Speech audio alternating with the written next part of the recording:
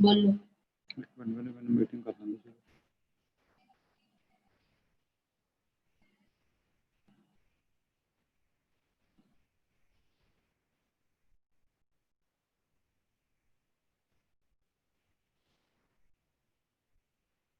Hello.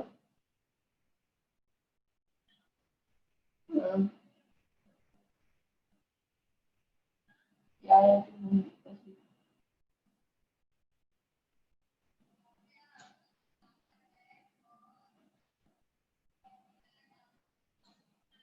क्या की होया तो फोन कीता सी।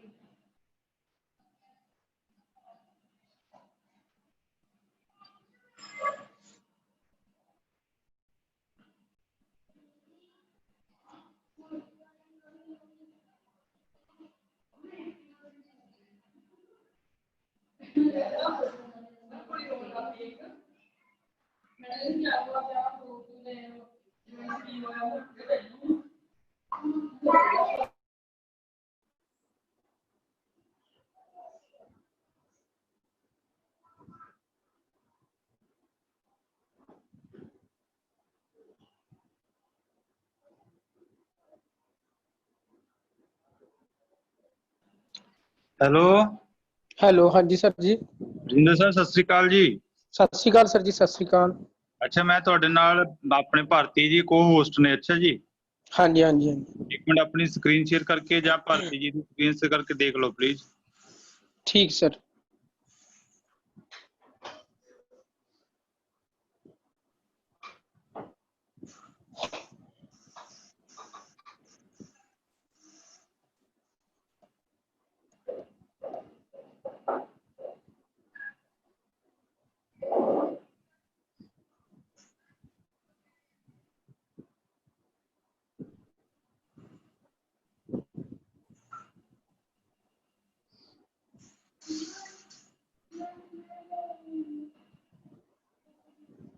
ਹੈਲੋ ਭਾਰਤੀ ਸਰ ਜੀ।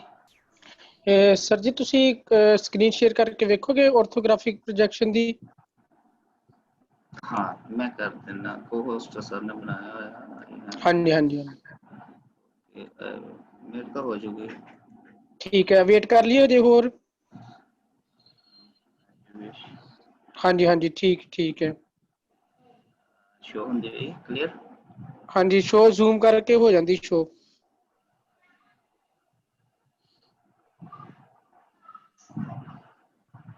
Okay okay, thank you Bharti sir, thank you ਜੀ। कोई गल नहीं सर, थैंक यू।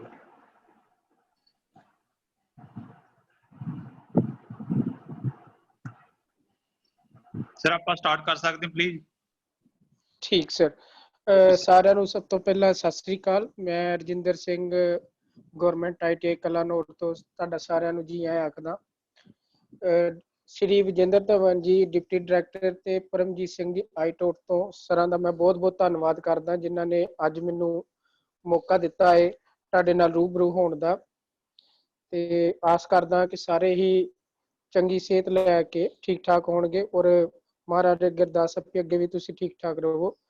ਅੱਜ ਅਸੀਂ ਇੰਜੀਨੀਅਰਿੰਗ ਡਰਾਇੰਗ ਦਾ ਮੋਸਟ ਇੰਪੋਰਟੈਂਟ ਜਿਹੜਾ ਬਹੁਤ ਹੀ ਕਹਿ ਲਓ ਇੱਕ ਮਹੱਤਵਪੂਰਨ ਚੈਪਟਰ ਆ ਜਾਂ ਅੰਗ ਆ ਆਰਥੋਗ੍ਰਾਫਿਕ ਪ੍ਰੋਜੈਕਸ਼ਨ, ਉਹਦੇ ਬਾਰੇ ਡਿਸਕਸ ਕਰਾਂਗੇ।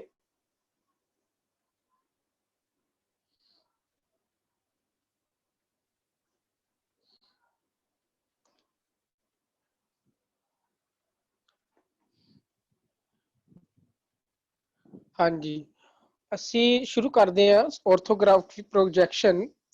ਆਰਥੋਗ੍ਰਾਫਿਕ ਪ੍ਰੋਜੈਕਸ਼ਨ ਦਾ ਇੰਜੀਨੀਅਰਿੰਗ ਡਰਾਇੰਗ ਦੇ ਵਿੱਚ ਬਹੁਤ ਮਹੱਤਵਪੂਰਨ ਆ। ਕਿਸੇ ਵੀ ਇੰਜੀਨੀਅਰ ਨੂੰ ਜਿਹੜਾ ਪ੍ਰੋਜੈਕਸ਼ਨ ਦੇ ਜਿਹੜੇ ਫੰਡਾਮੈਂਟਲ ਪ੍ਰਿੰਸੀਪਲਸ ਆ ਉਹ ਸਮਝਣੇ ਬਹੁਤ ਜ਼ਰੂਰੀ ਨੇ। ਸਭ ਤੋਂ ਪਹਿਲਾਂ ਅਸੀਂ ਗੱਲ ਕਰਦੇ ਪ੍ਰੋਜੈਕਸ਼ਨ ਵਰਡ ਹੈ ਕੀ ਹੈ। ਪ੍ਰੋਜੈਕਸ਼ਨ ਵਰਡ ਇੱਕ ਲੈਟਿਨ ਓਰੀਜਨ ਤੋਂ ਆਇਆ ਭਾਸ਼ਾ ਤੋਂ, ਜਿਸ ਦਾ ਮਤਲਬ ਹੈ ਟੂ ਥਰੋ ਫੋਰਵਰਡ, ਕਿਸੇ ਚੀਜ਼ ਨੂੰ ਗਾਂਹ ਨੂੰ ਸੁੱਟਣਾ।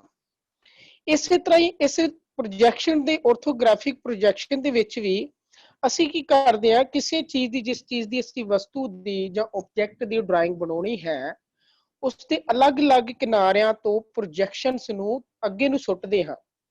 ठीक है, ताकि ਉਹਦੀ ਇੱਕ ਹੂਬਹੂ ਫੋਟੋ ਪ੍ਰਾਪਤ ਕੀਤੀ ਜਾ ਸਕੇ। ਉਹਦੇ ਬਾਰੇ ਡਿਟੇਲ ਨਾਲ ਗੱਲ ਕਰਦੇ ਹਾਂ। ਠੀਕ ਹੈ ਜੀ, ਹੁਣ ਗੱਲ ਕਰਦੇ ਹਾਂ ਅਸੀਂ ਸਭ ਤੋਂ ਪਹਿਲਾਂ ਪ੍ਰੋਜੈਕਸ਼ਨਸ ਕੀ ਨੇ। Projection ने the presentation of a plane of any three-dimensional object placed in front of this plane is called projection।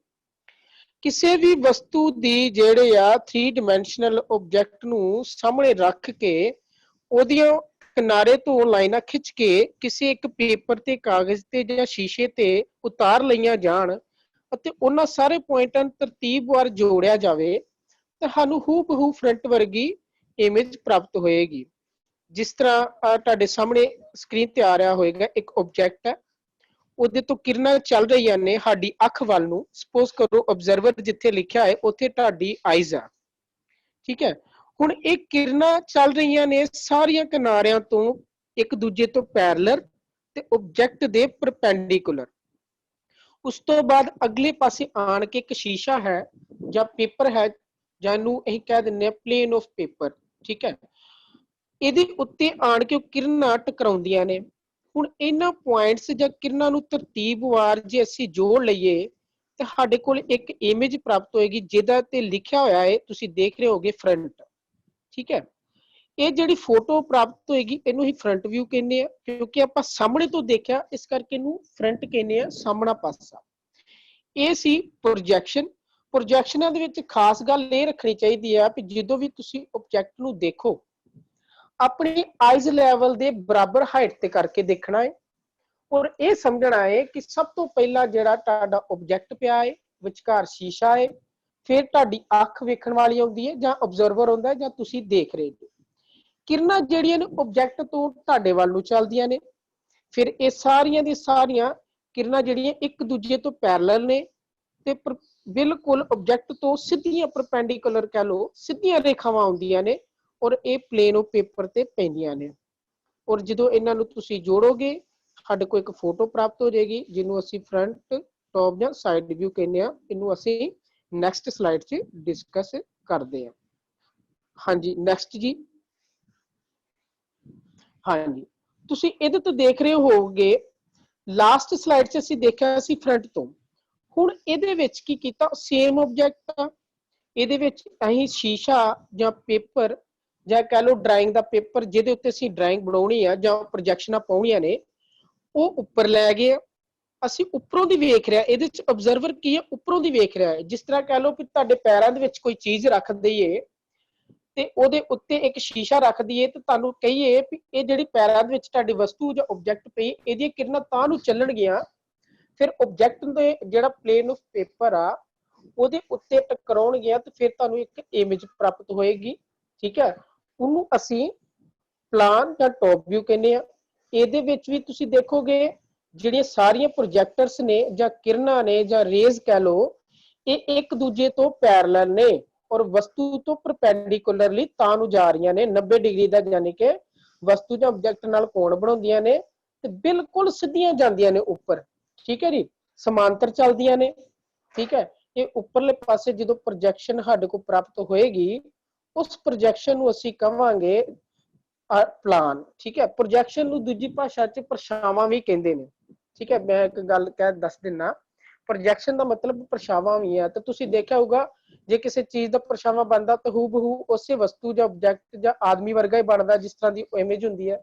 ਅਸੀਂ ਇਹਦੇ ਚ ਵੀ ਸਮਝ ਲਓ ਇੱਕ ਪਰਛਾਵਾਂ ਹੀ ਪ੍ਰਾਪਤ ਕਰਦੇ ਆ, ਪਰ ਇਹ ਚ ਸ਼ਰਤ ਇਹ ਹੁੰਦੀ ਪਰਛਾਵਾਂ ਪ੍ਰਾਪਤ ਕਰਨ ਦੀ ਕਿ ਕਿਰਨਾਂ ਜਿਹੜੀਆਂ ਨੇ ਜਿਹੜੀਆਂ ਆਬਜੈਕਟ ਤੋਂ ਚੱਲਣਗੀਆਂ, ਜਿਹੜਾ ਨਾ ਪਰਛਾਵਾਂ ਬਣੇਗਾ ਉਹ ਬਿਲਕੁਲ ਪੈਰਲਲ ਹੋਣਗੀਆਂ ਤੇ ਪਰਪੈਂਡੀਕੂਲਰਲੀ ਆਬਜੈਕਟ ਨਾਲ ਹੋਣਗੀਆਂ। ਸੇਮ ਇਸੇ ਤਰ੍ਹਾਂ ਤੁਸੀਂ ਇੱਕ ਸਾਈਡ ਵਿਊ ਤੋਂ ਵੀ ਦੇਖ ਰਹੇ ਹੋਗੇ ਨੀਚੇ।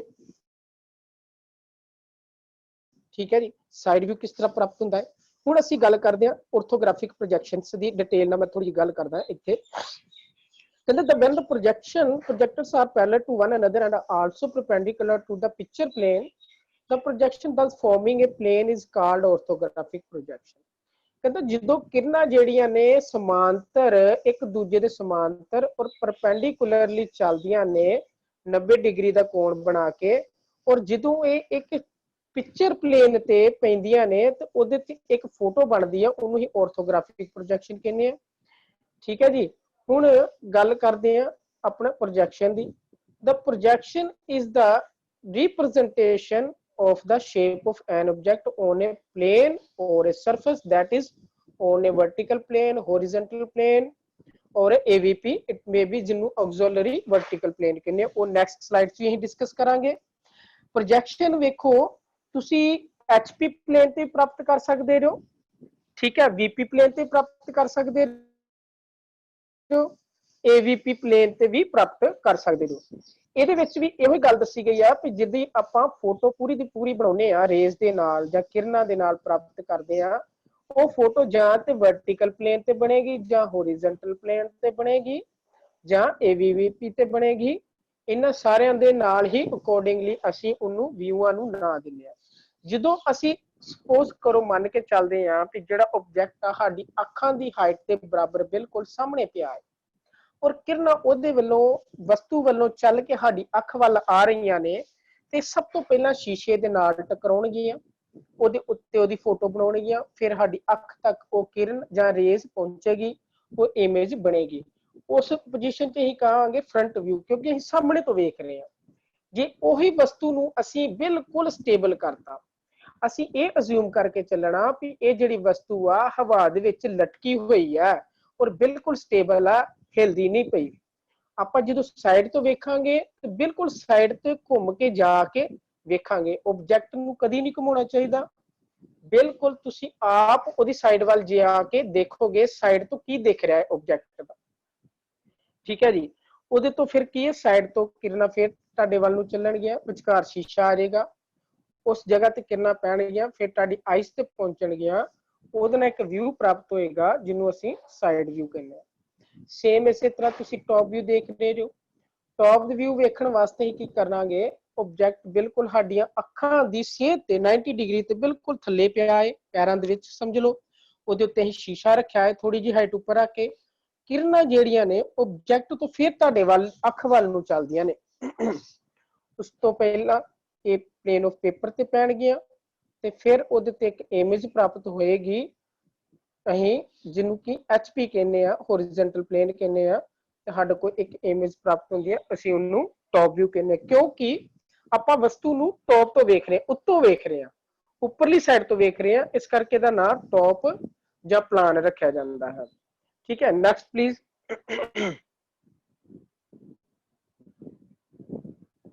ਹਾਂਜੀ ਦੇਖੋ ਹੁਣ ਇਹਦੇ ਵਿੱਚ ਅਸੀਂ ਦੇਖਿਆ ਹੋਏਗਾ ਤੁਸੀਂ ਇੱਕ VP ਤੇ ਇੱਕ HP ਲਿਖਿਆ ਹੋਇਆ ਹੈ, ਉਹਦੇ ਉੱਤੇ ਆਬਜੈਕਟ ਪਿਆ ਹੈ, ਠੀਕ ਹੈ ਜੀ। ਅਸੀਂ ਜਿਹੜਾ ਖੜੇ ਰੁੱਖ ਵਰਟੀਕਲ ਪਲੇਨ ਦੀ ਡੈਫੀਨੇਸ਼ਨ ਪਹਿਲਾਂ ਸਮਝਦੇ ਹਾਂ। ਵਰਟੀਕਲ ਪਲੇਨ ਹੁੰਦਾ ਕੀ ਹੈ? ਵਰਟੀਕਲ ਪਲੇਨ ਜਿਹੜਾ ਹੈ also is known as a frontal plane because the front view, that is elevation, is projected on the plane is vertical and it's generally denoted in short form as VP। ਜਦੋਂ ਵੀ ਸਾਨੂੰ front view ਬਣੇਗਾ ਜਾਂ ਪ੍ਰਾਪਤ ਹੋਏਗਾ ਉਹ vertical plain ਤੇ ਹੀ ਬਣੇਗਾ। ਇੱਕ ਖੜੇ ਰੁੱਖ ਆ, ਜਿਸ ਤਰ੍ਹਾਂ ਤੁਸੀਂ ਸਮਝ ਲਓ A4 ਤੁਹਾਡੇ ਕੋਲ ਇੱਕ ਕਾਗਜ਼ ਆ ਤੇ ਤੁਸੀਂ ਉਹਨੂੰ ਜ਼ਮੀਨ ਦੇ ਉੱਤੇ ਖੜੇ ਰੁੱਖ ਰੱਖ ਦਿਓ, 90 ਡਿਗਰੀ ਜ਼ਮੀਨ ਦੇ ਨਾਲ ਬਣਾਵੇ, ਠੀਕ ਹੈ। ਜਾਂ ਕਹਿ ਲਓ ਤੁਹਾਡਾ ਜਿਹੜਾ ਕਮਰਾ ਵਾ ਉਹਦੇ ਥੱਲੜੇ ਵਾਲਾ ਫਰਸ਼ ਜਿਹੜਾ ਉਹ HP ਹੋਏਗਾ ਔਰ ਜਿਹੜੀ ਕੰਧ ਹੋਏਗੀ ਉਹ VP ਹੋਏਗੀ, ਵਰਟੀਕਲ ਪਲੇਨ ਹੋਏਗੀ। ਸੇਮ ਇਸੇ ਪੋਜੀਸ਼ਨ 'ਚ ਵਰਟੀਕਲ ਪਲੇਨ ਦਾ ਮਤਲਬ ਇਹ ਹੈ ਖੜੇ ਰੁੱਖ ਜਿਹੜਾ ਪੇਪਰ ਰੱਖਿਆ ਜਾਵੇ ਜਿਹਨੂੰ ਪਰਪੈਂਡੀਕੂਲਰ ਗਰਾਊਂਡ ਨਾਲ ਜ਼ਮੀਨ ਨਾਲ 90 ਡਿਗਰੀ ਦਾ ਕੋਣ ਬਣਾ ਕੇ ਖੜੇ ਰੁੱਖ ਰੱਖਿਆ ਜਾਏ, ਉਹਨੂੰ ਅਸੀਂ ਕਹਿ ਦਿੰਦੇ ਆ ਵਰਟੀਕਲ ਪਲੇਨ। ਔਰ ਜਿਹੜਾ ਜ਼ਮੀਨ ਹੁੰਦੀ ਆ ਜਾਂ ਜ਼ਮੀਨ ਧਰਾਤਲ ਕਹਿ ਲਓ, ਉਹਨੂੰ ਅਸੀਂ ਹੋਰੀਜ਼ੋਨਟਲ ਪਲੇਨ ਕਹਿੰਦੇ ਆ। ਹਮੇਸ਼ਾ ਫਰੰਟ ਵਿਊ ਜਿਹੜਾ ਵਰਟੀਕਲ ਪਲੇਨ ਤੇ ਹੀ ਪ੍ਰਾਪਤ ਹੋਏਗਾ, ਠੀਕ ਹੈ। ਔਰ ਜਿਹੜਾ ਟੌਪ ਵਿਊ ਆ, ਠੀਕ ਹੈ, ਜਾਂ ਬੋਟਮ ਵਿਊ ਆ, ਉਹ ਹਮੇਸ਼ਾ ਸਾਨੂੰ HP ਹੀ ਤੇ ਪ੍ਰਾਪਤ ਹੋਏਗਾ ਜਿਹਨੂੰ ਹੋਰੀਜ਼ੋਨਟਲ ਪਲੇਨ ਕਹਿੰਦੇ ਆ, ਠੀਕ ਹੈ ਜੀ। ਉਸ ਤੋਂ ਬਾਅਦ ਆ ਜਾਂਦਾ ਆਕਸਿਲਰੀ ਪਲੇਨ ਜਿਹਨੂੰ AP ਕਹਿੰਦੇ ਨੇ। Any other plane placed at any angle to the principal planes, that is VP and HP, is called auxiliary plane। ਦੇਖੋ ਇਹਦੇ ਵਿੱਚ ਕੀ ਹੈ, ਜਿਹੜਾ VP ਤੇ HP ਪਲੇਨ ਆ ਇਹਨਾਂ ਨੂੰ ਪ੍ਰਿੰਸੀਪਲ ਪਲੇਨ ਵੀ ਆਖਦੇ ਹਾਂ, ਠੀਕ ਹੈ। ਔਰ VP ਤੇ HP ਦੇ ਪ੍ਰਿੰਸੀਪਲ ਪਲੇਨ ਦੇ ਨਾਲ ਜੇ ਇੱਕ ਹੋਰ ਅਸੀਂ ਸ਼ੀਸ਼ਾ ਸਾਈਡ ਤੇ ਰੱਖ ਦਈਏ, ਆਪਾਂ ਚਾਹੁੰਦੇ ਆ ਕਿ ਸਾਈਡ ਵਿਊ ਵੀ ਬਣਾਉਣਾ ਚਾਹੁੰਦੇ ਆ, ਫਰੰਟ ਵਿਊ ਵੀ ਪ੍ਰਾਪਤ ਹੋ ਗਿਆ, ਟੌਪ ਵਿਊ ਪ੍ਰਾਪਤ ਹੋ ਗਿਆ, ਆਪਾਂ ਸਾਈਡ ਵਿਊ ਵੀ ਪ੍ਰਾਪਤ ਕਰਨਾ ਚਾਹੁੰਦੇ ਆ। ਇਸ ਕੰਡੀਸ਼ਨ ਦੇ ਵਿੱਚ ਅਸੀਂ ਸਾਈਡ ਤੇ ਇੱਕ ਸ਼ੀਸ਼ਾ ਲਾ ਦਾਂਗੇ ਪ੍ਰਿੰਸੀਪਲ ਪਲੇਨਾਂ ਦੇ ਨਾਲ, ਠੀਕ ਹੈ ਜੀ। ਉਹ ਉਸ ਪਲੇਨ ਨੂੰ ਅਸੀਂ ਏਪੀ ਕਹਿੰਦੇ ਆ, ਆਕਸਿਲਰੀ ਵਰਟੀਕਲ ਪਲੇਨ ਜਾਂ ਏਪੀ ਕਹਿੰਦੇ ਨੇ ਸ਼ਾਰਟ ਫਾਰਮ ਚ। ਗਰਾਊਂਡ ਲਾਈਨ ਕੀ ਹੁੰਦੀ ਹੈ? ਦੇਖੋ ਇਹਦੇ ਵਿੱਚ the line of intersection of two principal planes of projection, that is VP and HP, is called reference or intersection or ground line, is denoted by XY। ਜਿਹੜੀ VP ਤੇ HP ਨੂੰ ਕੱਟ ਕਰਦੀ ਹੈ ਬਿਲਕੁਲ ਗਰਾਊਂਡ ਤੋਂ, ਜਾਂ ਦੋਵਾਂ ਨੂੰ ਜਿਹੜੀ ਆ ਇੰਟਰਸੈਕਟ ਕਰਦੀ, ਦੋਵਾਂ ਨੂੰ ਅਲੱਗ-ਅਲੱਗ ਕਰਦੀ ਆ, ਉਸ ਲਾਈਨ ਨੂੰ ਅਸੀਂ reference line, intersection line, ground line ਕਹਿੰਦੇ ਆ, ਤੇ ਉਹਨੂੰ ਅਸੀਂ XY ਦੇ ਨਾਲ ਹਮੇਸ਼ਾ ਡੋਨੇਟ ਕਰਦੇ ਆ।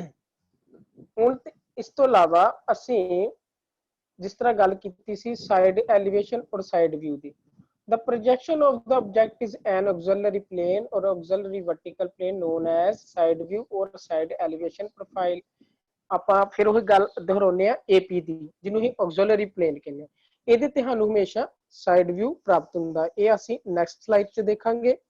ਇਸ ਤੋਂ ਪਹਿਲਾਂ ਦੇਖੋ, ਮੈਂ ਇਹ ਆਬਜੈਕਟ ਨੂੰ ਤੁਸੀਂ ਦੇਖ ਰਹੇ ਹੋ, ਇਹਦੇ ਤੇ ਕਿਰਨਾਂ ਚੱਲ ਰਹੀਆਂ ਨੇ ਆਬਜੈਕਟ ਤੋਂ ਬਿਲਕੁਲ ਵਰਟੀਕਲ ਪਲੇਨ ਤੇ ਪਈਆਂ ਕਿਰਨਾਂ। ਸਾਰੇ ਪੁਆਇੰਟਾਂ ਨੂੰ ਜਦੋਂ ਅਸੀਂ ਸੀਰੀਅਲ ਵਾਈਜ਼ ਜੋੜਤਾ ਤੇ ਸਾਨੂੰ ਫਰੰਟ ਵਿਊ ਪ੍ਰਾਪਤ ਹੋ ਗਿਆ। ਇਸੇ ਤਰ੍ਹਾਂ ਹੀ ਜਦੋਂ ਕਿਰਨਾਂ ਉੱਪਰ ਥੱਲੇ ਨੂੰ ਚੱਲੀਆਂ ਤੇ ਸਾਰੇ ਦੇ ਸਾਰੀਆਂ ਐਚਪੀ ਦੇ ਉੱਤੇ ਪਈਆਂ, ਇਹਨਾਂ ਪੁਆਇੰਟਸ ਨੂੰ ਇਕੱਠੇ ਕਰਕੇ ਜੋੜਨ ਨਾਲ ਇੱਕ ਸਾਡੇ ਕੋਲ ਵਿਊ ਬਣ ਜਾਏਗਾ ਪਲਾਨ ਜਾਂ ਟੌਪ ਵਿਊ, ਉਹ ਬਣੇਗਾ ਐਚਪੀ ਤੇ, ਠੀਕ ਹੈ। ਇਹਨਾਂ ਨੂੰ ਅਸੀਂ ਇਸ ਤੋਂ ਬਾਅਦ ਓਪਨ ਕਿਸ ਤਰ੍ਹਾਂ ਕਰਦੇ ਹਾਂ ਉਹਦੇ ਬਾਰੇ ਡਿਸਕਸ ਕਰਾਂਗੇ। ਹੁਣ ਅਸੀਂ ਇੱਕ ਗੱਲ ਯਾਦ ਰੱਖਦੇ ਹਾਂ, 4 ਕੁਆਡਰੈਂਟ ਕੀ ਹੁੰਦੇ ਨੇ। ਜਦੋਂ ਅਸੀਂ ਹੋਰੀਜ਼ੋਨਟਲ ਤੇ ਵਰਟੀਕਲ ਲਾਈਨਾਂ ਨੂੰ ਵਧਾ ਦਈਏ, ਕਹਿਣ ਦਾ ਮਤਲਬ ਜਿਹੜੀ ਗਰਾਊਂਡ ਲਾਈਨ ਆ ਸਾਡੀ XY ਲਾਈਨ ਤੋਂ ਪਿੱਛੇ ਵੀ ਇੱਕ HP ਦੀ ਲਾਈਨ ਖਿੱਚ ਦਈਏ ਲੰਬੀ, ਤੇ ਉਹਦੇ ਨਾਲ ਸਾਡੇ 4 ਕੁਆਡਰੈਂਟ ਬਣ ਜਾਂਦੇ ਨੇ, ਠੀਕ ਹੈ ਜੀ। ਇਸੇ ਤਰ੍ਹਾਂ VP ਦੀ ਜਿਹੜੀ ਲਾਈਨ ਹੈ XY ਲਾਈਨ ਤੋਂ ਥੱਲੇ ਹੋਰ ਖਿੱਚ ਦਈਏ, ਉਹਨੂੰ ਅਸੀਂ ਸਾਡੇ 4 ਕੁਆਡਰੈਂਟ ਪ੍ਰਾਪਤ ਹੋਣਗੇ। ਉਹਨਾਂ ਨੂੰ ਹੀ ਫਸਟ ਕੁਆਡਰੈਂਟ, ਸੈਕੰਡ, ਥਰਡ ਤੇ ਫੋਰਥ ਆਖਦੇ ਹਾਂ, ਜਿਹੜੀ ਨੈਕਸਟ ਸਲਾਈਡ 'ਚ ਦਿਖਾਈ ਦੇਣਗੇ। Next please.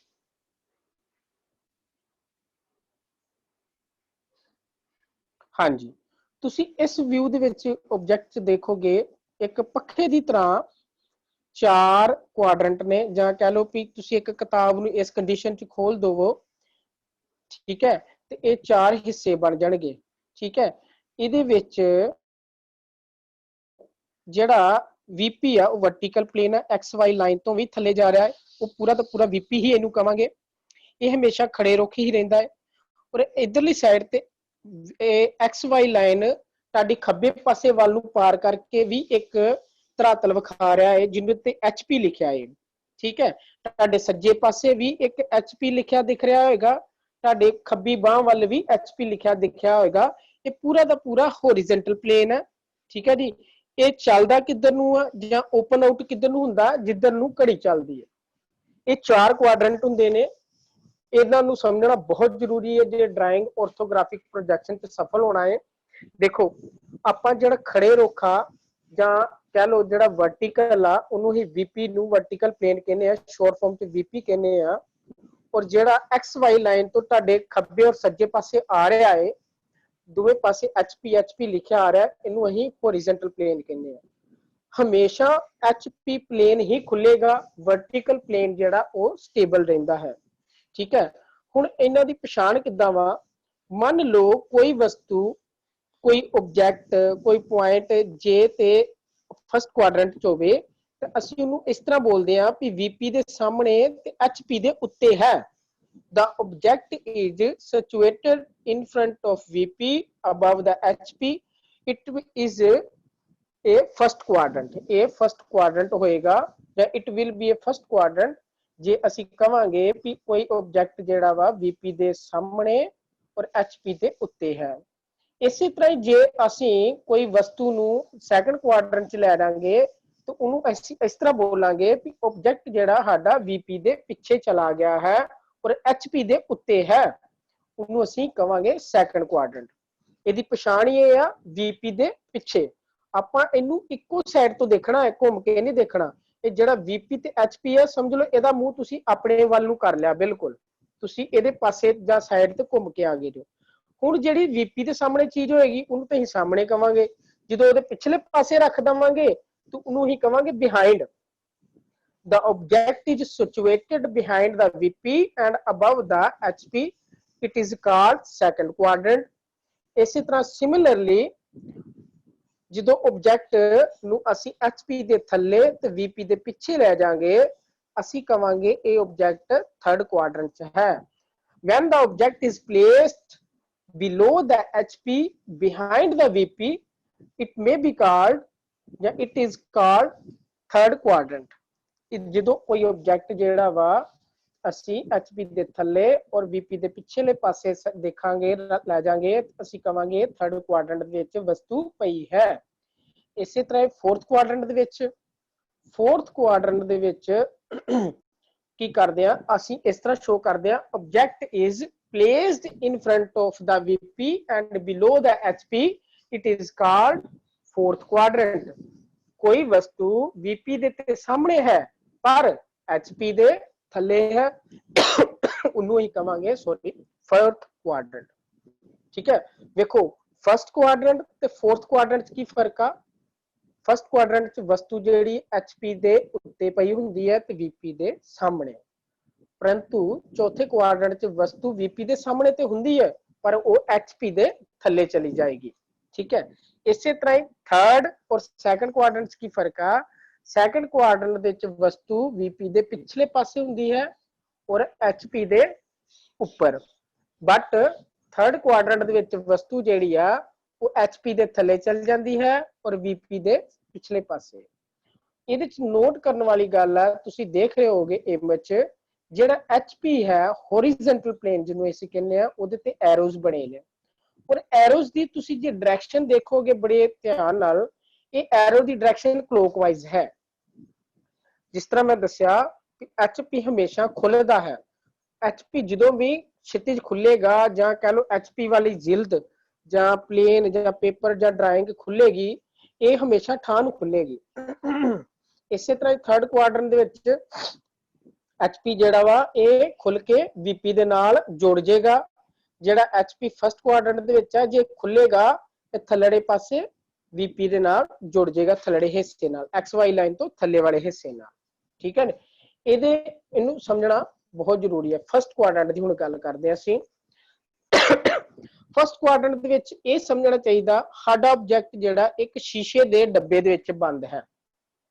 ਇਹ ਅਜ਼ਿਊਮ ਕਰਕੇ ਚੱਲੋ ਕਿ ਜਿਹੜਾ ਆਬਜੈਕਟ ਦੀ ਅਸੀਂ ਡਰਾਇੰਗ ਬਣਾਉਣੀ ਹੈ ਉਹ ਇੱਕ ਕੱਚ ਦੇ ਸ਼ੀਸ਼ੇ ਜਾਂ ਕੱਚ ਜਾਂ ਸ਼ੀਸ਼ੇ ਦੇ ਇੱਕ ਬਾਕਸ ਦੇ ਵਿੱਚ ਬੰਦ ਹੈ। ਹੁਣ ਇਹਦੇ ਵਿੱਚ ਤੁਸੀਂ ਦੇਖੋਗੇ ਜੇ ਫਿਗਰ 9.7 ਲਿਖਿਆ ਹੈ, object is placed in the first quadrant. First quadrant ਦੇ ਵਿੱਚ ਕੀ ਹੈ, ਇੱਕ ਆਬਜੈਕਟ ਜਿਹੜਾ ਬਿਲਕੁਲ ਬਾਕਸ ਦੇ ਵਿੱਚ ਬੰਦ ਕਰਤਾ, 에ਅਰ ਦੇ ਵਿੱਚ ਆਪਣਾ ਲਮਕ ਰਿਹਾ ਹੈ, ਜਾਂ ਕਹਿ ਲਓ ਕਿ ਅਸੀਂ ਉਹਨੂੰ ਸਟ੍ਰਿੰਗ ਦੇ ਨਾਲ ਲਮਕਾਤਾ ਹੈ। ਸ਼ੀਸ਼ੇ ਦੇ ਬਾਕਸ ਦੇ ਵਿੱਚ ਇੱਕ ਧਾਗੇ ਨਾਲ ਇੱਕ ਆਬਜੈਕਟ ਨੂੰ ਸਟ੍ਰਿੰਗ ਨਾਲ ਲਮਕਾਤਾ ਹੈ। ਠੀਕ ਹੈ ਜੀ, 에ਅਰ ਦੇ ਵਿੱਚ ਸਿਚੁਏਟਡ ਹੈ। ਆਪਾਂ ਜਦੋਂ ਫਰੰਟ ਤੋਂ ਦੇਖਾਂਗੇ, ਕਿਰਨਾਂ ਸਾਡੀ ਅੱਖ ਤੋਂ ਚੱਲਣਗੀਆਂ, ਆਬਜੈਕਟ ਤੇ ਪੈਣਗੀਆਂ ਔਰ ਇਹਨੂੰ ਕ੍ਰੋਸ ਕਰਕੇ ਪਿਛਲੇ ਪਾਸੇ VP ਦੇ ਉੱਤੇ ਇੱਕ ਫੋਟੋ ਬਣ ਜਾਏਗੀ, ਇਮੇਜ ਬਣ ਜਾਏਗੀ, ਜਿਹਨੂੰ ਅਸੀਂ ਫਰੰਟ ਵਿਊ ਕਹਿੰਦੇ ਆ। ਇਸ ਸਿਚੁਏਸ਼ਨ 'ਚ ਵੀ ਇਹ ਸਮਝਣਾ ਚਾਹੀਦਾ ਕਿ ਜਿਹੜਾ ਬਾਕਸ ਆ ਬਿਲਕੁਲ ਸਾਡੀ ਆਈਜ਼ ਲੈਵਲ ਦੇ ਬਿਲਕੁਲ ਸੇਧ ਤੇ ਆ, 90 ਡਿਗਰੀ ਤੇ, ਬਿਲਕੁਲ ਅੱਖਾਂ ਦੇ ਬਰਾਬਰ ਆ, ਬਿਲਕੁਲ ਹਾਈਟ ਦੇ ਉੱਤੇ, ਸੇਮ ਹਾਈਟ ਤੇ ਆ। ਸਾਡੀ ਅੱਖ ਤੋਂ ਕਿਰਨ ਚੱਲੀ, ਆਬਜੈਕਟ ਦੀ ਫਰੰਟ ਵਿਊ ਦੇ ਉੱਤੇ ਪਈ, ਇਹਨੂੰ ਪਾਰ ਕਰਕੇ ਪਿਛਲੇ ਪਾਸੇ ਸਾਡੇ ਕੋਲ ਵਰਟੀਕਲ ਜਿਹੜਾ ਪਲੇਨ ਸੀ ਉਹਦੇ ਉੱਤੇ ਕਿਰਨਾਂ ਪਈਆਂ, ਉਹਦੇ ਨਾਲ ਸਾਨੂੰ ਫਰੰਟ ਵਿਊ ਪ੍ਰਾਪਤ ਹੋ ਗਿਆ। ਫਿਰ ਅਸੀਂ ਘੁੰਮ ਕੇ B ਸਾਈਡ ਵੱਲ ਆ ਗਏ। ਹੁਣ ਅਸੀਂ ਚੱਲ ਕੇ B ਸਾਈਡ ਵੱਲ ਆ ਗਏ। ਜਦੋਂ B ਸਾਈਡ ਵੱਲ ਆ ਗਏ, ਆਪਾਂ B ਸਾਈਡ ਵੱਲੋਂ ਦੇਖਿਆ, ਸਾਡੀ ਅੱਖ ਤੋਂ ਕਿਰਨਾਂ ਚੱਲੀਆਂ, ਆਬਜੈਕਟ ਦੇ ਉੱਤੇ ਪਈਆਂ। ਠੀਕ ਹੈ ਜੀ, ਆਬਜੈਕਟ ਨੂੰ ਕ੍ਰੋਸ ਕਰਕੇ ਪਿਛਲੇ ਪਾਸੇ AVP, ਜਿਹਨੂੰ ਅਸੀਂ ਆਕਜ਼ਿਲਰੀ ਵਰਟੀਕਲ ਪਲੇਨ ਕਹਿੰਦੇ ਆ, ਆਪਾਂ ਸਾਈਡ ਵਿਊ ਵੇਖਣ ਲਈ ਬਣਾਇਆ ਸੀ, ਲਾਇਆ ਸੀ ਉਹਨੂੰ, ਉਹਦੇ ਉੱਤੇ ਕਿਰਨਾਂ ਪਈਆਂ ਤਾਂ ਸਾਨੂੰ ਸਾਈਡ ਵਿਊ ਪ੍ਰਾਪਤ ਹੋਏ।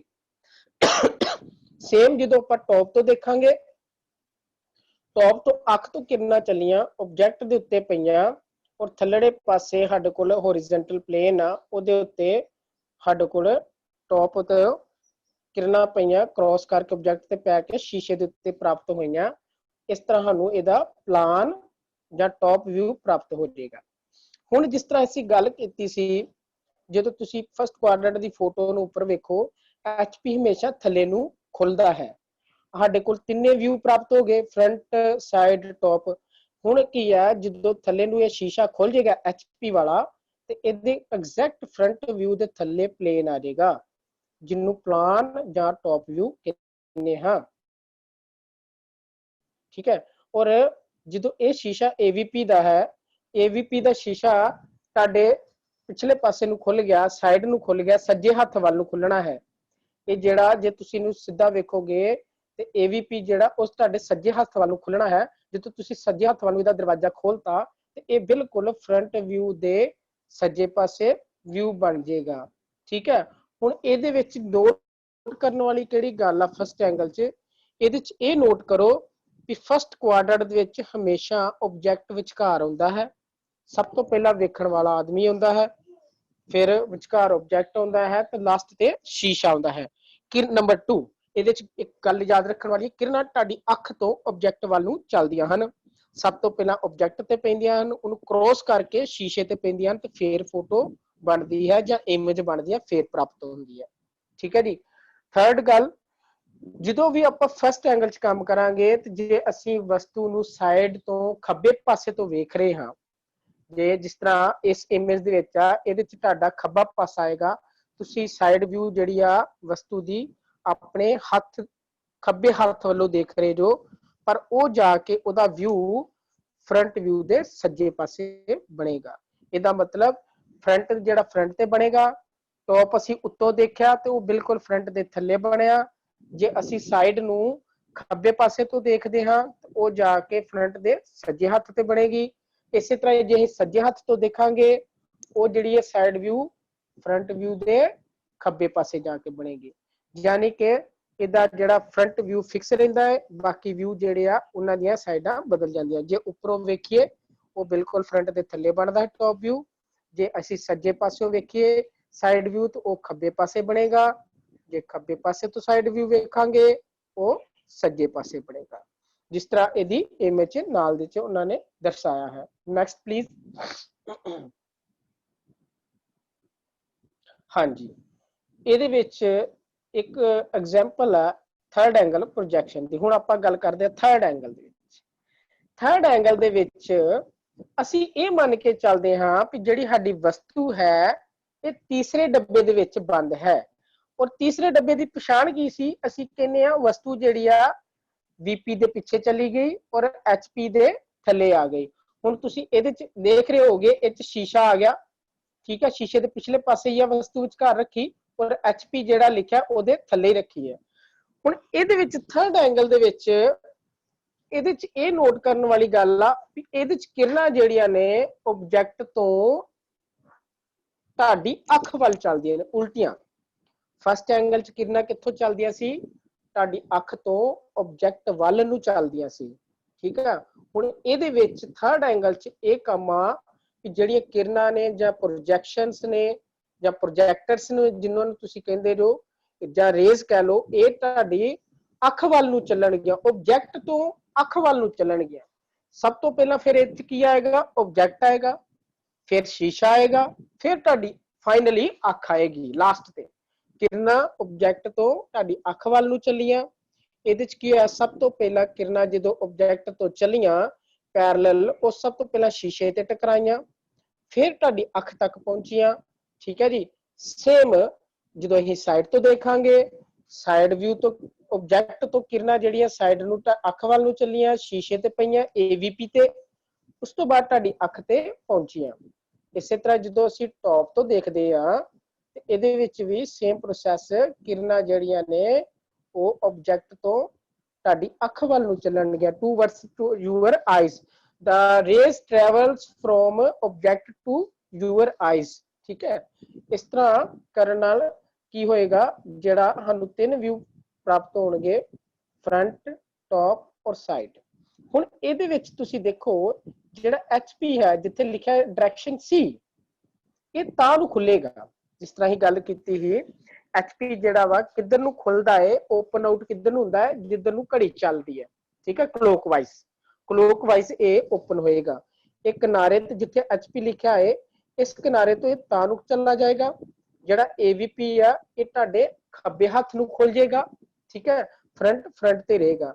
ਔਰ ਜਦੋਂ ਅਸੀਂ ਇਹਨੂੰ ਆਪਾਂ ਐਕਸਪੈਂਡ ਕਰ ਲਾਂਗੇ ਜਾਂ ਸੈਪਰੇਟ ਕਰ ਲਾਂਗੇ 3 ਵਿਊਜ਼ ਨੂੰ, ਸਾਡੇ ਕੋਲ ਤੁਸੀਂ ਆਪਣੀ ਰਾਈਟ ਸਾਈਡ ਤੇ ਇਮੇਜ ਦੇਖ ਰਹੇ ਹੋਵੋਗੇ, ਇਸ ਤਰ੍ਹਾਂ ਦੀ ਕੁਝ ਇਮੇਜ ਪ੍ਰਾਪਤ ਹੋਏਗੀ। VP ਤੇ ਫਰੰਟ ਵਿਊ ਪ੍ਰਾਪਤ ਹੋ ਗਿਆ, ਉਹਦੇ ਉੱਪਰ ਹੀ ਟੌਪ ਵਿਊ ਪ੍ਰਾਪਤ ਹੋ ਗਿਆ, ਔਰ ਸਾਈਡ ਵਿਊ ਸਾਈਡ ਤੇ ਪ੍ਰਾਪਤ ਹੋ ਗਿਆ ਜਿੱਧਰੋਂ ਅਸੀਂ ਦੇਖਿਆ ਸੀ। ਹੁਣ ਥਰਡ ਐਂਗਲ ਦੇ ਵਿੱਚ ਨੋਟ ਕਰਨ ਵਾਲੀ ਕਿਹੜੀ ਗੱਲ ਹੈ ਉਹ ਨੋਟ ਕਰੋ। ਦੇਖੋ ਇਹਦੇ ਚ ਤੁਸੀਂ ਦੇਖਿਆ ਫਰੰਟ ਤੇ ਰਿਹਾ, ਜਦੋਂ ਅਸੀਂ ਟੌਪ ਵਿਊ ਵੇਖਿਆ ਟੌਪ ਦੇ ਉੱਤੇ ਹੀ ਬਣਿਆ ਫਰੰਟ ਤੇ, ਔਰ ਜਦੋਂ ਅਸੀਂ ਸਾਈਡ ਵਿਊ ਵੇਖਿਆ ਉਹ ਆਪਾਂ ਆਪਣੀ ਖੱਬੀ ਬਾਹ ਵੱਲੋਂ ਵੇਖਿਆ ਸੀ, ਔਰ ਇਹ ਫਰੰਟ ਵਿਊ ਦੇ ਖੱਬੇ ਪਾਸੇ ਹੀ ਬਣਿਆ ਜਾਂ ਤੁਹਾਡੇ ਬਾਹ ਦੇ ਖੱਬੇ ਬੱਲੇ ਹੀ ਬਣਿਆ। ਜੇ ਤੁਸੀਂ ਇਸ ਵਿਊ ਨੂੰ ਆਪਣਾ ਸਾਹਮਣੇ ਰੱਖ ਕੇ ਦੇਖ ਰਹੇ ਹੋ, ਫਰੰਟ ਤੇ ਬਣ ਗਿਆ, ਟੌਪ ਬਿਲਕੁਲ ਫਰੰਟ ਦੇ ਉੱਪਰ ਆ ਗਿਆ, ਸਾਈਡ ਜਿਹੜੀ ਆ ਉਹ ਖੱਬੇ ਪਾਸੇ ਵੇਖੀ ਸੀ ਤੇ ਖੱਬੇ ਪਾਸੇ ਹੀ ਆ ਗਈ, ਠੀਕ ਹੈ। ਇਹ ਸੀ ਥਰਡ ਐਂਗਲ ਦੇ ਵਿੱਚ। ਇਹਦੇ ਵਿੱਚ ਕੰਪੈਰੀਜ਼ਨ ਵੀ ਕੀਤਾ ਹੈ ਥਰਡ ਐਂਗਲ ਦਾ।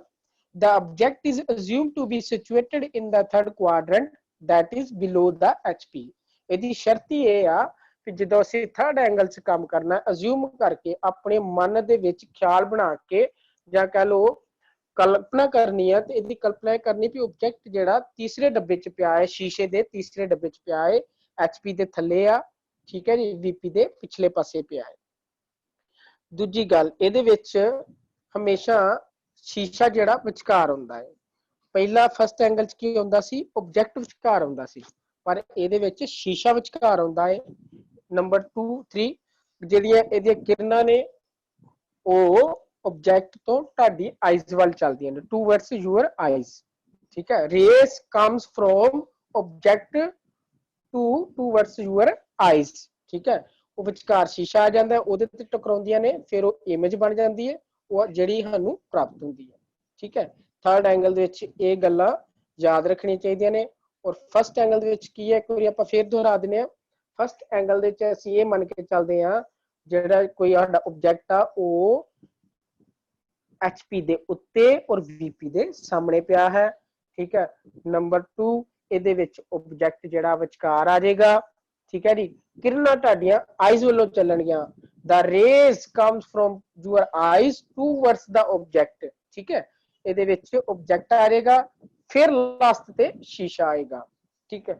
ਇਹ ਤੁਸੀਂ ਸੋ ਨਿੱਕੇ 3-4 ਪੁਆਇੰਟਸ ਨੇ ਜਿਨ੍ਹਾਂ ਨੂੰ ਤੁਸੀਂ ਯਾਦ ਰੱਖੋਗੇ ਤਾਂ ਤੁਹਾਨੂੰ ਡਿਫਰੈਂਸ ਹਮੇਸ਼ਾ ਦਿਮਾਗ 'ਚ ਰਹੇਗਾ ਕਿ ਫਸਟ ਐਂਗਲ ਦਾ ਕੀ ਡਿਫਰੈਂਸ ਆ ਔਰ ਥਰਡ ਐਂਗਲ ਦਾ ਕੀ ਡਿਫਰੈਂਸ ਆ। Next please. ਹਾਂਜੀ, ਇੱਕ ਹੋਰ ਐਗਜ਼ਾਮਪਲ ਹੈ, ਇੱਕ ਹੋਰ ਐਗਜ਼ਾਮਪਲ ਤੁਸੀਂ ਦੇਖ ਰਹੇ ਹੋਗੇ ਫਸਟ ਐਂਗਲ ਪ੍ਰੋਜੈਕਸ਼ਨ ਦੀ। ਇਹਦੇ ਵਿੱਚ ਵੀ ਦੇਖੋ ਫਸਟ ਐਂਗਲ ਪ੍ਰੋਜੈਕਸ਼ਨ ਦਾ ਇੱਕ ਤੇ ਸਿੰਬਲ ਦਿੱਤਾ ਹੈ ਉਹਨਾਂ ਨੇ। ਸਿੰਬਲ ਇਸ ਤਰ੍ਹਾਂ ਦਾ ਦਿੱਤਾ ਹੈ ਜਿੱਦਾਂ ਪਾਣੀ ਪੀਣ ਵਾਲਾ ਗਲਾਸ ਹੁੰਦਾ ਹੈ, ਠੀਕ ਹੈ। ਇਹਦਾ ਇੱਕ ਛੋਟਾ ਪਾਸਾ ਹੈ, ਇੱਕ ਵੱਡਾ ਪਾਸਾ ਹੈ। ਜਿਸ ਗਲਾਸ ਨੂੰ ਛੋਟੇ ਪਾਸੇ ਵੱਲੋਂ ਵੇਖੀਏ, ਪਾਣੀ ਪੀਣ ਵਾਲੇ ਗਲਾਸ ਵੱਲੋਂ ਲੰਮੇ ਸਮਝ ਲਓ ਤੁਸੀਂ ਆਪਣੇ ਅੱਖਾਂ ਦੇ ਸਾਹਮਣੇ ਫੜ ਕੇ ਰੱਖਿਆ ਹੈ ਹੋਰੀਜ਼ੋਨਟਲ ਤਰੀਕੇ ਨਾਲ, ਲੰਬੇ ਤੌਰ ਤੇ। ਇੱਕ ਤੇ ਖੜੇ ਰੁੱਖ ਪਾਣੀ ਪੀਨੇ ਆ ਨਾ, ਪਾਣੀ ਪੀ ਕੇ ਸਮਝ ਲਓ ਅਸੀਂ ਤੁਸੀਂ ਦੂਸਰੇ ਰੁੱਖ ਗਲਾਸ ਨੂੰ ਕਰਤਾ ਹੈ, ਠੀਕ ਹੈ। ਹੁਣ ਇਹਨੂੰ ਜਦੋਂ ਤੁਸੀਂ ਪਿੱਛੋਂ ਦੀ ਦੇਖੋਗੇ ਤੇ ਇਹਦਾ ਗੋਲ ਪਾਸਾ ਛੋਟਾ ਵੀ ਨਜ਼ਰ ਆਏਗਾ ਔਰ ਇਹਦਾ ਵੱਡਾ ਪਾਸਾ ਜਿਹੜਾ ਗੋਲ ਆ ਉਹ ਵੀ ਨਜ਼ਰ ਆਏਗਾ, ਜਿਹੜਾ ਕਿ ਇਹਦੇ ਵੇਖਣ ਤੋਂ ਜੇ ਤੁਸੀਂ ਇਹਨੂੰ ਖੱਬੇ ਪਾਸੇ ਵੇਖਿਆ ਤੇ ਜਾ ਕੇ ਸੱਜੇ ਪਾਸੇ ਬਣ ਜਾਏਗਾ। ਇਹ ਆ ਸਿੰਬਲ ਆਫ ਪ੍ਰੋਜੈਕਸ਼ਨ। ਇਹਨੂੰ ਟਰਨੂਕੇਟਡ ਕੋਨ ਵੀ ਕਹਿੰਦੇ ਆ, ਵੀ ਕੋਨ ਹੁੰਦੀ ਹੈ ਉਹਨੂੰ ਕੱਟ ਕੇ ਬਣਾਇਆ ਗਿਆ ਸਿੰਬਲ, ਪਰ ਮੈਂ ਆਮ ਭਾਸ਼ਾ 'ਚ ਜੇ ਤੁਹਾਨੂੰ ਕਹਾਂ ਤੇ ਇੱਕ ਗਲਾਸ ਸਮਝ ਕੇ ਬਣਾਇਓ। ਫਸਟ ਐਂਗਲ ਦੇ ਅਸੀਂ ਕਰ ਸੀ ਐਗਜ਼ਾਮਪਲ।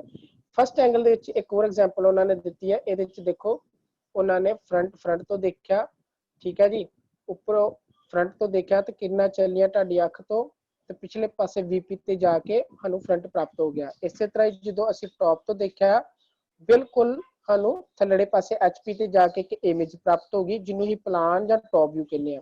ਸੇਮ ਤੁਸੀਂ ਫਰੰਟ ਵਿਊ ਜਿਹੜਾ ਬਣਾਇਆ ਜਾਂ ਆਬਜੈਕਟ ਆ ਉਹਦੇ ਤੋਂ ਤੁਸੀਂ ਆਪਣੀ ਖੱਬੀ ਬਾਹ ਵੱਲੋਂ ਵੇਖਿਆ, ਖੱਬੀ ਸਾਈਡ ਤੋਂ ਜਾਂ ਹੋ ਕੇ ਦੇਖਿਆ ਜਾਂ ਕਹਿ ਲਓ ਲੈਫਟ ਸਾਈਡ ਤੋਂ ਦੇਖਿਆ, ਤੇ ਤੁਸੀਂ ਦੇਖੋਗੇ ਇਹਦਾ ਵਿਊ ਜਿਹੜਾ ਉਹ ਰਾਈਟ ਸਾਈਡ ਤੇ ਜਾ ਕੇ ਬਣੇਗਾ। ਜਦੋਂ ਇਹਨਾਂ ਨੂੰ ਹੀ ਖੋਲ ਦਵਾਂਗੇ ਸ਼ੀਸ਼ਿਆਂ ਨੂੰ, ਫਰੰਟ ਤੇ ਆ ਗਿਆ, HP ਵਾਲਾ ਦਰਵਾਜ਼ਾ ਥੱਲੇ ਨੂੰ ਖੁੱਲ ਗਿਆ, ਠੀਕ ਹੈ। ਸਾਈਡ ਵਿਊ ਵਾਲਾ ਦਰਵਾਜ਼ਾ ਤੁਹਾਡੇ ਸੱਜੇ ਪਾਸੇ ਨੂੰ ਪਿੱਛੇ ਨੂੰ ਖੁੱਲ ਗਿਆ, ਠੀਕ ਹੈ। ਇਹਦੇ ਨਾਲ ਸਾਨੂੰ 3 ਵਿਊ ਪ੍ਰਾਪਤ ਹੋਏ, ਫਰੰਟ, ਟੌਪ ਤੇ ਸਾਈਡ। ਇਹ ਸੀ ਫਸਟ ਐਂਗਲ ਦੀ ਇੱਕ ਹੋਰ ਐਗਜ਼ਾਮਪਲ।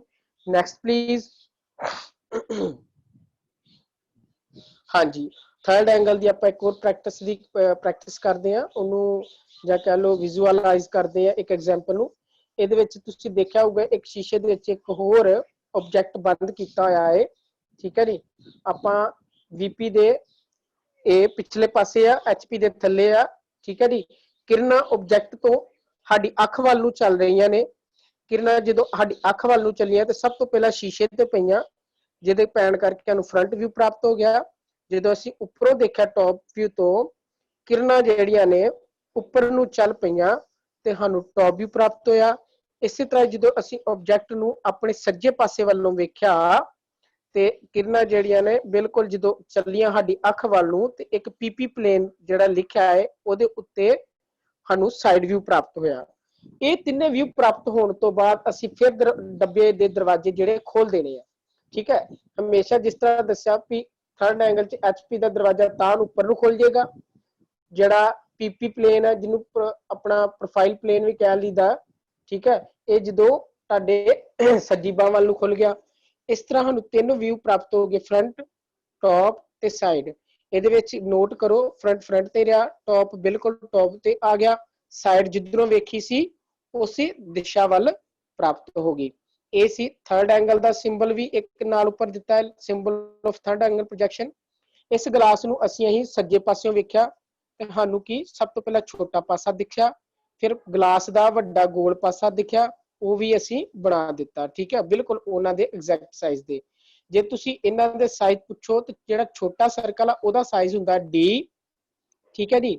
ਔਰ ਵੱਡੇ ਸਾਈਕਲ ਜਿਹੜਾ ਸਰਕਲ ਹੈ ਉਹਦਾ ਸਾਈਜ਼ ਹੁੰਦਾ 1.7D, 1.7D, ਜਾਂ ਕਹ ਲਓ 2.5 ਰੱਖਣਾ ਹੁੰਦਾ ਗੁਣਾ, 2.5 ਗੁਣਾ, ਠੀਕ ਹੈ, D ਦਾ। D ਕੋਈ ਵੀ ਲੈ ਲਓ, ਜਿਸ ਤਰ੍ਹਾਂ D ਆਪਾਂ ਵੈਲਿਊ ਲੈ ਲਈ 10 mm।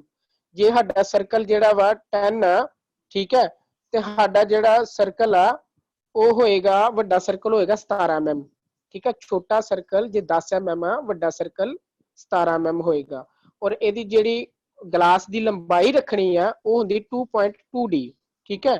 2.2D ਦਾ ਮਤਲਬ ਕਿ ਜੇ ਅਸੀਂ 10 mm ਸਰਕਲ ਦੀ ਗੱਲ ਕੀਤੀ ਸੀ ਨਾ ਛੋਟੇ ਦੀ, ਤੇ ਇਹਦੀ ਲੰਬਾਈ ਬਣ ਜਾਣੀ 22 mm। ਗਲਾਸ ਜਿਹੜਾ ਵਾ ਉਹ ਲੰਬਾ ਵਾ 22 mm ਲੰਬਾ ਗਲਾਸ ਆ, ਠੀਕ ਹੈ। ਵੱਡਾ ਜਿਹੜਾ ਉਹਦੀ ਪਾਸਾ ਵਾ ਉਹ ਹੈਗਾ 17 mm, ਛੋਟਾ 10 mm। ਇੱਕ ਫਾਰਮੂਲਾ ਵਾ ਸਾਈਜ਼ ਦਾ। ਛੋਟਾ ਸਾਈਕਲ ਜਿਹੜਾ ਸਰਕਲ ਆ ਉਹਦਾ ਡਾਇਆਮੀਟਰ ਜਾਂ ਵੈਲਿਊ ਹੁੰਦੀ ਆ D, ਵੱਡੇ ਸਰਕਲ ਦੀ ਵੈਲਿਊ ਹੁੰਦੀ ਆ 1.7D, ਔਰ ਲੈਂਥ ਜਿਹੜੀ ਆ ਲੈਂਥ ਆਫ ਦੀ ਟਰਨੂਕੇਟਡ ਕੋਨ ਜਿਹੜਾ ਗਲਾਸ ਕਹ ਲੋ ਉਹਦੀ ਹੁੰਦੀ length 2.2D according to specification, ਠੀਕ ਹੈ। ਇਹ ਤੇ ਸੀ ਜੀ ਸਾਡਾ ਥਰਡ ਐਂਗਲ। Next please. ਹਾਂਜੀ, ਜਦੋਂ ਵੀ ਪਲੇਸ ਕਰਨੇ ਵਿਊਜ਼, ਠੀਕ ਹੈ, ਉਹਨਾਂ ਨੇ ਪਲੇਸ ਕੀਤੇ ਆ। ਵੇਖੋ ਇਹ ਚ ਨੋਟ ਕਰਨ ਵਾਲੀ ਗੱਲ ਕੀ ਹੈ, ਫਰੰਟ ਤੇ ਸਾਈਡ ਵਿਊ ਦੀ ਹਮੇਸ਼ਾ ਲੰਬਾਈ ਸੇਮ ਹੋਣੀ ਚਾਹੀਦੀ ਹੈ, ਕਿਉਂਕਿ ਆਪਾਂ ਚਾਹੇ ਕੋਈ ਵੀ ਤੁਹਾਡੇ ਘਰ ਦੀ ਬਿਲਡਿੰਗ ਆ, ਤੁਸੀਂ ਇਹਨੂੰ ਫਰੰਟ ਤੋਂ ਦੇਖੋ ਜਾਂ ਸਾਈਡ ਤੋਂ ਵੇਖੋ, ਉੱਚੀ ਤੇ ਓਨੀ ਰਹੇਗੀ। ਇਸ ਕਰਕੇ ਫਰੰਟ ਤੇ ਸਾਈਡ ਵਿਊ ਦੇ ਵਿੱਚ ਵੀ ਇਹ ਅਪਲਾਈ ਹੁੰਦਾ ਕਿ ਦੋਵਾਂ ਦੀ ਹਾਈਟ ਸੇਮ ਹੋਣੀ ਚਾਹੀਦੀ ਹੈ।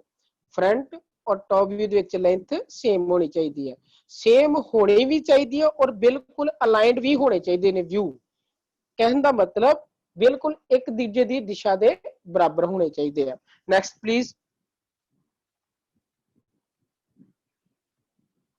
ਹਾਂਜੀ, ਆ ਇੱਕ ਹੋਰ ਐਗਜ਼ਾਮਪਲ ਆ, ਪਲੇਸਿਸ ਕੀਤੀਆਂ ਨੇ ਥਰਡ ਐਂਗਲ ਦੇ ਵਿੱਚ। ਫਰੰਟ ਤੇ ਆ, ਟੌਪ ਤੇ, ਸਾਈਡ ਜਿੱਧਰੋਂ ਦੇਖੀ ਸਾਈਡ ਤੇ ਹੀ ਆ, ਠੀਕ ਹੈ। ਇਹਦੇ ਵਿੱਚ ਡਾਇਮੈਂਸ਼ਨਸ ਵਾਸਤੇ ਜਗ੍ਹਾ ਜਿਹੜੀ ਪ੍ਰੋਪਰ ਰੱਖੀ ਗਈ ਆ।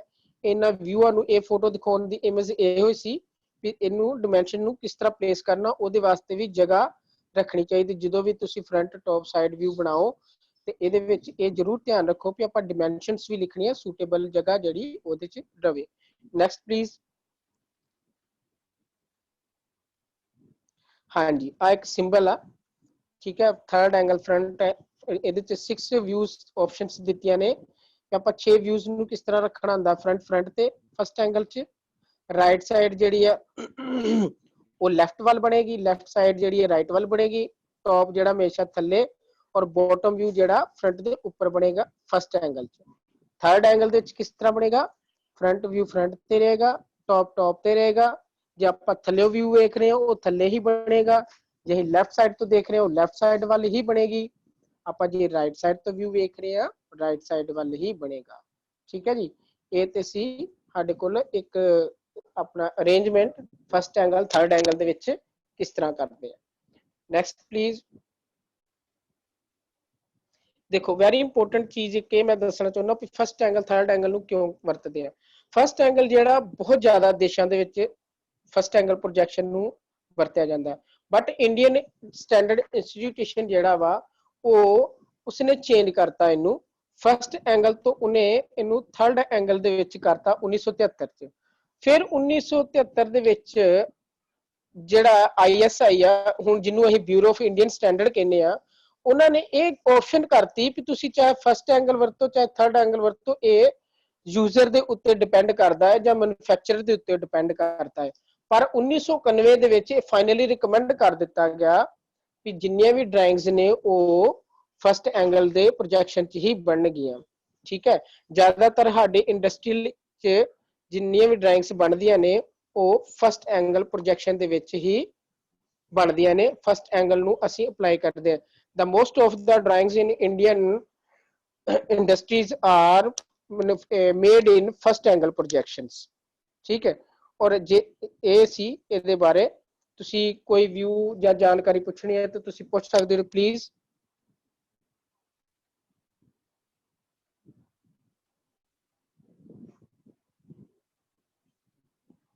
ਹਾਂਜੀ, ਹੁਣ ਅਸੀਂ ਇੱਕ COVID-19 ਬਾਰੇ ਗੱਲ ਕਰਦੇ ਹਾਂ। COVID-19 ਨਾਲ ਇੱਕੋ ਇੱਕ ਬਚਾਅ ਦਾ ਤਰੀਕਾ ਹੈ, ਬੀ ਸੇਫ ਬੀ ਹੋਮ। ਸਭ ਤੋਂ ਵਧੀਆ ਤਰੀਕਾ ਤਾਂ ਇਹੀ ਆ ਕਿ ਘਰ ਦੇ ਵਿੱਚ ਹੀ ਰਹੋ, ਉਨਾ ਹੀ ਸੇਫ ਆ।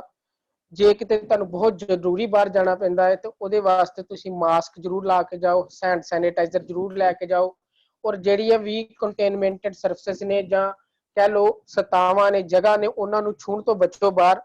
ਔਰ ਜੇ ਵਾਪਸ ਆਣ ਕੇ ਮਾਸਕ ਨੂੰ ਅੱਛੀ ਤਰ੍ਹਾਂ ਹੈਂਡ ਵਾਸ਼ ਕਰਕੇ ਫਿਰ ਲਾਓ। ਮਾਸਕ ਨੂੰ ਲਾ ਕੇ ਵੀ ਜੇ ਰੀਯੂਜ਼ੇਬਲ ਆ ਉਹਨੂੰ ਵਾਸ਼ ਕਰ ਲਓ, ਅਦਰਵਾਈਜ਼ ਉਹਨੂੰ ਇੱਕ ਡਸਟਬਿਨ 'ਚ ਥਰੋ ਕਰਕੇ ਸੁੱਟ ਦੇਵੋ। ਔਰ ਉਹਨੂੰ ਸੁੱਟਣ ਦਾ ਵੀ ਤਰੀਕਾ ਇਹ ਆ ਕਿ ਜੇ ਡਿਸਕਾਰਡਡ ਕਰਨਾ ਤਾਂ ਮਿੱਟੀ 'ਚ ਦੱਬ ਦਿਓ, ਅਦਰਵਾਈਜ਼ ਜੇ ਤੁਸੀਂ ਜਲਾ ਸਕਦੇ ਤਾਂ ਜਲਾ ਦਿਓ। ਔਰ ਥਰਡ ਸਭ ਤੋਂ ਜ਼ਰੂਰੀ ਗੱਲ ਵੈਸੇ ਸਮਾਜਿਕ ਦੂਰੀ ਬਣਾ ਕੇ ਰੱਖੋ, ਸੋਸ਼ਲ ਡਿਸਟੈਂਸ ਨੂੰ ਫੋਲੋ ਜ਼ਰੂਰ ਕਰੋ। Next please. ਥੈਂਕਸ, ਬਹੁਤ ਬਹੁਤ ਧੰਨਵਾਦ ਤੁਹਾਡਾ। ਜੇ ਕਿਸੇ ਨੇ ਕੋਈ ਇਨਕੁਆਇਰੀ ਹੋਏ ਮੈਨੂੰ ਫੋਨ ਤੇ ਵੀ ਤੁਸੀਂ ਫੋਲੋ ਕਰ ਸਕਦੇ ਜੋ। ਕਿਸੇ ਨੇ ਕਿਸੇ ਤਰ੍ਹਾਂ ਦੀ ਜਾਣਕਾਰੀ ਲੈਣੀ ਹੋਏ, ਜਿੰਨੇ ਜੋਗਾ ਮੈਨੂੰ ਚਲੋ ਪ੍ਰਮਾਤਮਾ ਨੇ ਬਖਸ਼ਿਆ ਗਿਆਨ, ਮੈਂ ਜ਼ਰੂਰ ਮਦਦ ਕਰ ਸਕਾਂਗਾ। ਜੇ ਮਹਾਰਾਜ ਨੇ ਚਾਹਿਆ ਤਾਂ ਮੈਂ ਕੋਸ਼ਿਸ਼ ਕਰਾਂਗਾ ਕਿ ਮੈਂ ਕਿਸੇ ਦੀ ਮਦਦ ਕਰ ਸਕਾਂ, ਉਹਨਾਂ ਨੂੰ ਸਮਝਾ ਸਕਦਾ। ਫ੍ਰੀਲੀ ਤੁਸੀਂ ਕੰਟੈਕਟ ਕਰ ਸਕਦੇ ਹੋ।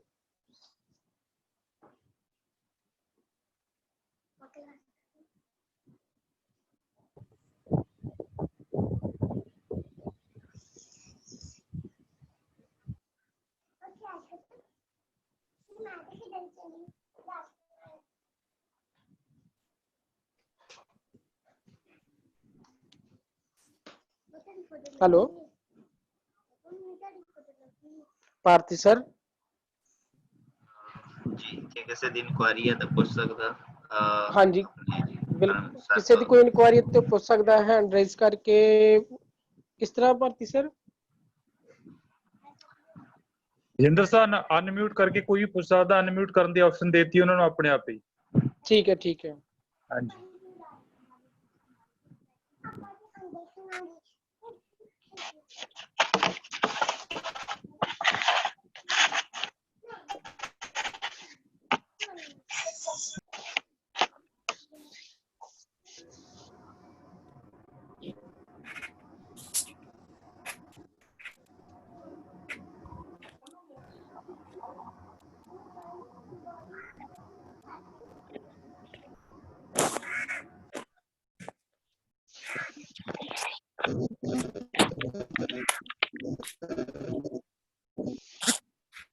हेलो ਕਿਸੇ ਦੀ ਕੋਈ ਇਨਕੁਆਇਰੀ ਤੇ ਕੋਈ ਪੁੱਛ ਸਕਦਾ ਹੈ, ਫ੍ਰੀ ਹੋ ਕੇ ਤੁਸੀਂ ਫ੍ਰੀਲੀ ਫੀਲ ਕਰਕੇ ਪੁੱਛ ਸਕਦੇ ਜੋ।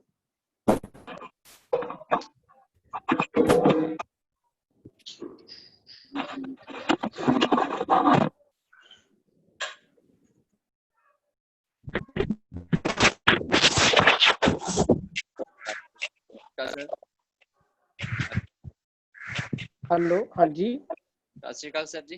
सत श्री अकाल जी, सर एक छोटा जिहा क्वेश्चन है भी दसो जी। प्रोजेक्शन तैयार करते हैं, हाँ जी, ग्राफ ते जो भी तैयार करते हैं सर, हाँ जी, एक बॉक्स है सर mm का होंदा जी हाँ तकरीबन। जी, हाँ ये जी, सर कई बारी ग्राफ हैगा भी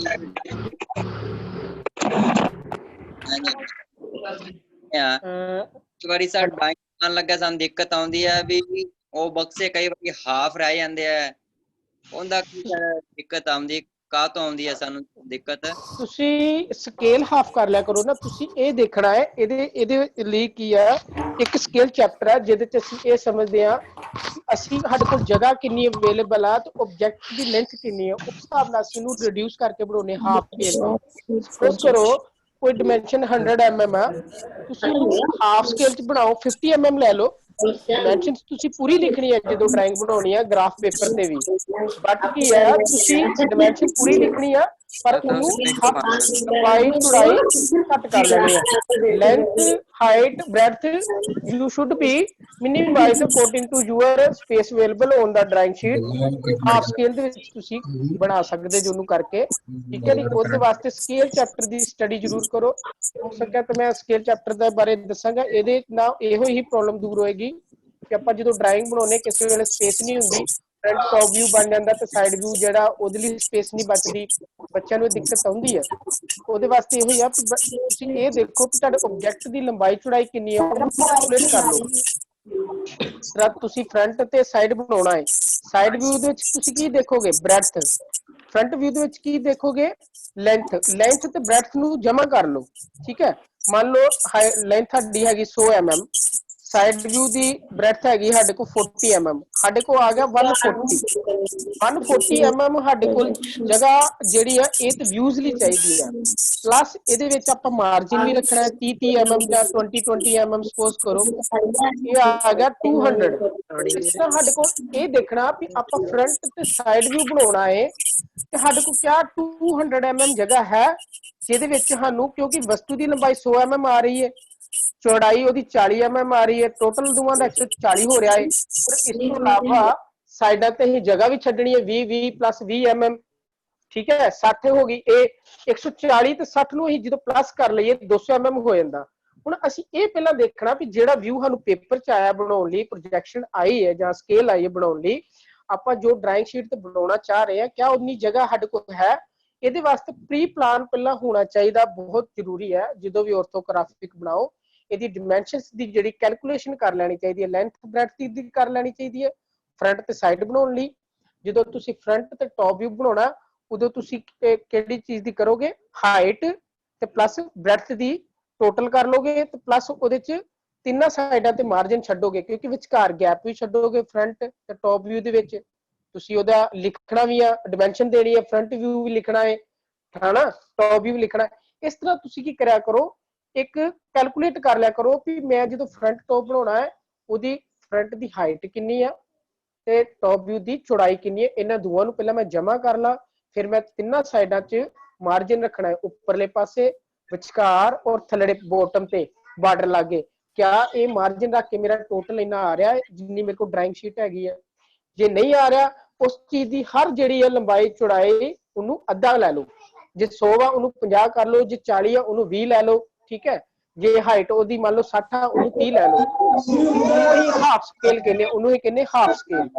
ਲਿਖਾਂਗੇ ਆਪਾਂ ਪੂਰੀ, ਬਟ ਉਹਨੂੰ ਸਕੇਲ ਹਾਫ ਲਿਖ ਦਾਂਗੇ, ਤੁਹਾਨੂੰ ਉਹ 'ਚ ਕੋਈ ਪ੍ਰੋਬਲਮ ਨਹੀਂ ਆਏਗੀ। ਇੱਕ ਸਕੇਲ ਚੈਪਟਰ ਆ, ਜੇ ਤੁਹਾਡੇ ਕੋਲ ਕਿਤੇ ਬੁੱਕ ਆ ਮੈਂ ਰੈਫਰੈਂਸ ਕਰਦਾ, ਤੁਸੀਂ PS ਗਿੱਲ ਦੀ, ਠੀਕ ਹੈ, ਜਾਂ ਸੁਰਜੀਤ ਸਿੰਘ ਦੀ ਬੁੱਕ ਹੈ, ਤੁਸੀਂ ਉਹਨੂੰ ਰੈਫਰ ਕਰ ਸਕਦੇ ਹੋ, ਇੰਜੀਨੀਅਰਿੰਗ ਡਰਾਇੰਗ ਫਸਟ ਐਂਗਲ, ਉਹ 'ਚ ਸਕੇਲ ਚੈਪਟਰ ਆ, ਆਨਲਾਈਨ ਵੀ ਤੁਹਾਨੂੰ ਲੱਭ ਜਾਏਗਾ।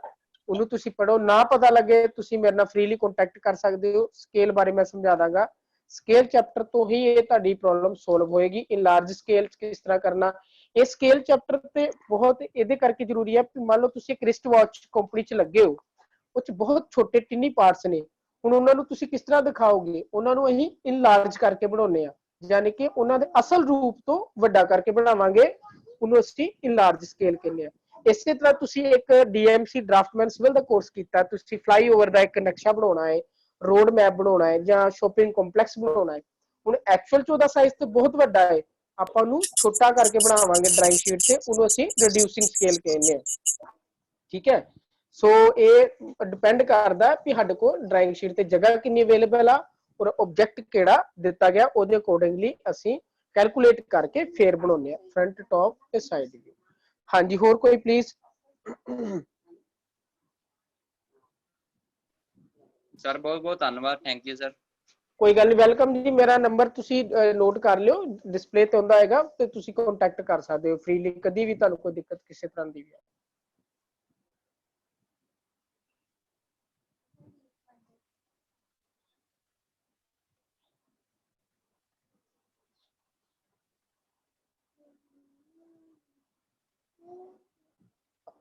ਹਾਂਜੀ ਸਰ, ਪਰਮਜੀਤ ਸਰ, ਫਿਰ ਲੀਵ ਕਰ ਦੀ ਮੀਟਿੰਗ, ਕਿਸ ਤਰ੍ਹਾਂ ਕਰਨੀ ਸਰ? ਠੀਕ ਹੈ ਸਰ, ਅਗਰ ਕੁਐਰੀ ਨਹੀਂ ਕੋਈ ਹੈਗੀ ਤਾਂ ਆਪਾਂ ਐਂਡ ਕਰ ਦਿੰਦੇ ਨੇ। ਹਾਂਜੀ, ਇੱਕ ਸੀ ਬਸ ਸਰ, ਉਹ ਆਪਾਂ ਉਹਨਾਂ ਨਾਲ ਡਿਸਕਸ ਕਰ ਲਈ ਥੋੜੀ, ਬਾਕੀ ਤੇ ਸਰ, ਕੋਈ ਹੁਣ ਬਹੁਤ ਬਹੁਤ ਧੰਨਵਾਦ ਜੀ, ਥੈਂਕ ਯੂ ਵੈਰੀ ਮਚ। ਕੋਈ ਗੱਲ ਨਹੀਂ ਸਰ ਜੀ, ਵੈਲਕਮ ਜੀ, welcome thank sir. You Bharti sir, thank you very much. ਬਹੁਤ ਭਾਰਤੀ ਸਰ, thank you ਤੁਹਾਡਾ ਵੀ sir. ਧੰਨਵਾਦ ਜੀ ਸਰ। ਓਕੇ ਜੀ, ਥੈਂਕ ਯੂ। Okay sir.